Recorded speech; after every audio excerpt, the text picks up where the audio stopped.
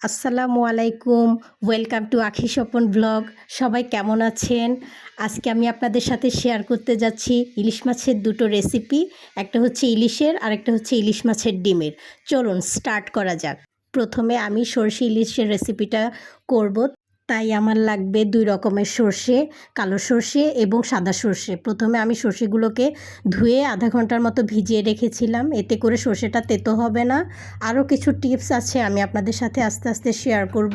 তারপর ব্লেন্ডার জারে দিয়ে দেব 2-3টে কাঁচামরিচ, একটুখানি লবণ, একটুখানি কাঁচা সরষের তেল আর একটু পানি। সব কিছু দিয়ে আমি ভালোভাবে ব্লেন্ড করে নেব। এসব উপকরণ দেওয়ার ফলে সরষেটা তেতো হবে না।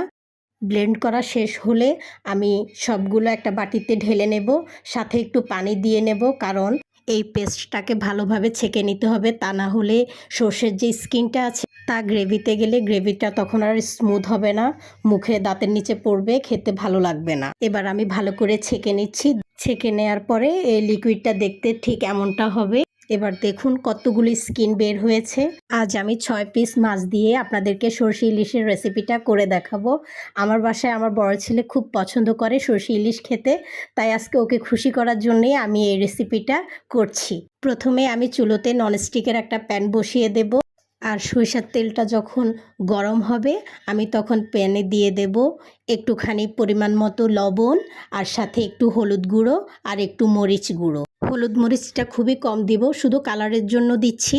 চুলোর আগুনটা একেবারে স্লো রাখতে হবে, তা না হলে মশলাগুলো পুড়ে যাবে। এর মধ্যে আমি আর কোনো বাড়তি মশলা দিব না, কারণ অথেন্টিক যে সরষে ইলিশের রেসিপিটা হয় সেটাতে আদা রসুন পেঁয়াজ কোনো মশলাই যায় না।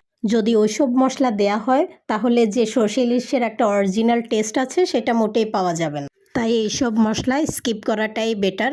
এবার আমি পাত্রে পরিমাণ মতো পানি দিয়ে দেব। পানিটা দেব এজন্য যেন মশলাটা খুব ভালোভাবে কষে নেওয়া যায়। মশলাটা ভালো করে কষানোর পরে আমি এর মধ্যে সব মাছগুলো দিয়ে দেব।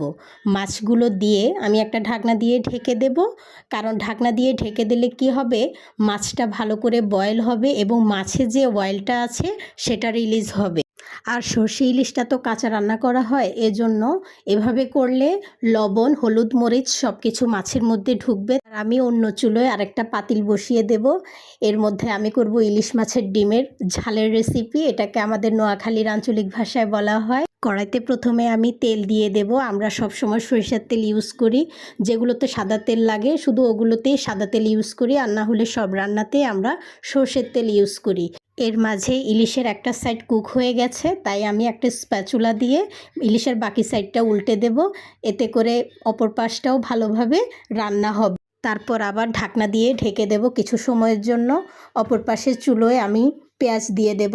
পেঁয়াজটা একটু নাড়াচাড়া করে হালকা কাঁচা ভাব চলে গেলে এর মধ্যে দিয়ে দেব রসুন বাটা। রসুন বাটা দিয়ে আমি একটু পানি দিয়ে দেব, না হলে পেঁয়াজ বেশি ভাজা হয়ে যাবে। তারপরে আমি দিয়ে দেব মরিচ বাটা আর লবণ, পরিমাণ মতো হলুদ। এটা দিয়ে ভালো করে নাড়াচাড়া করে কষিয়ে নেব। এই পর্যায়ে ভালো করে কষাতে হবে, তা না হলে মরিচের যে কাঁচা গন্ধ, হলুদের যে কাঁচা গন্ধ সেটা থেকে যাবে আর খেতে ভালো লাগবে না। ভালো করে কষানোর ফলে টেস্টটা ভালো হবে, মরিচ খোলার যে টেস্ট সেই টেস্টটা ভালো পাওয়া যাবে। এই সময়ের মধ্যে যে ইলিশগুলো দিয়েছিলাম চুলোয় ওগুলো সেদ্ধ হয়ে গিয়েছে, তাই আমি এর মধ্যে সর্ষের লিকুইডটা দিয়ে দেব। সর্ষের লিকুইডটা দিয়ে আমি ঢাকনা দিয়ে ঢেকে দেব কিছু সময়ের জন্য। তারপর পাতিলটা ধরে আমি সুন্দর করে দুলিয়ে নেড়ে দেব। কোনো স্প্যাচুলা ইউজ করব না, কারণ ইলিশ মাছটা অনেক সফট, তো ভেঙে যাওয়ার সম্ভাবনা থাকে। এবার মরিচ খোলার পাত্রে একটু বেশি করে পানি দিয়ে দেব। এবার ইলিশের ঢাকনাটা উঠিয়ে দেখি আমার ইলিশ মাছের রেসিপিটা প্রায় ডান হয়ে গিয়েছে। এবার এর মধ্যে দিয়ে দেব কয়েকটা কাঁচামরিচ একটু ভেঙে, এতে করে ফ্লেভার ছড়াবে, ঝাল ছড়াবে না। এর মধ্যে মরিচ খোলার ঝোলটা ফুটতে আরম্ভ করেছে, তাই এর মধ্যে মাছের ডিমগুলো দিয়ে দিলাম। ভালো করে সব দিয়ে নেড়েচেড়ে দেব, আর সর্ষের তেল দিয়ে দেব ইলিশ মাছের রেসিপিতে। তেলটা দিয়ে পাতিলে ঢাকনা দিয়ে ঢেকে দেব কিছু সময়ের জন্য, এতে করে সর্ষের তেলের খুব সুন্দর একটা স্মেল পাওয়া যাবে। এবার সর্ষে ইলিশের ঢাকনা দিয়ে চুলোটা বন্ধ করে দেব, আর অন্যদিকে মাছের ডিমগুলো আমি নেড়েচেড়ে ঢাকা দিয়ে দেব। বারবার একটু নাড়াচাড়া করতে হবে, না হলে নিচে লেগে যাবে। যখন ঝোলটা শুকিয়ে যাবে তখন আমি এর মধ্যে কয়েকটা কাঁচামরিচ দিয়ে দেব। কাঁচামরিচ দিয়ে আবার একটু ঢাকনা দিয়ে ঢেকে যখন রান্নাটা শেষ হয়ে যাবে এই পর্যায়ে আমি চুলোর আগুনটা বন্ধ করে দেব। ব্যাস, এবার রেডি হয়ে গেল আমার দুটো জিভে জল আনা রেসিপি। এখন শুধু খাওয়ার অপেক্ষা। গরম গরম ভাতের সাথে আমি সরষে ইলিশটাই প্রথমে সার্ভ করব। ইলিশটা দিয়ে একটা কাঁচামরিচ দিয়ে আমি এটা সার্ভ করে নেব। আপনাদের কেমন লেগেছে প্লিজ আপনারা কমেন্টস বক্সে জানাবেন, আর ভালো লাগলে লাইক, কমেন্ট আর শেয়ার করবেন, আর ফলো বাটনে ক্লিক করে আমার সাথেই থাকবেন।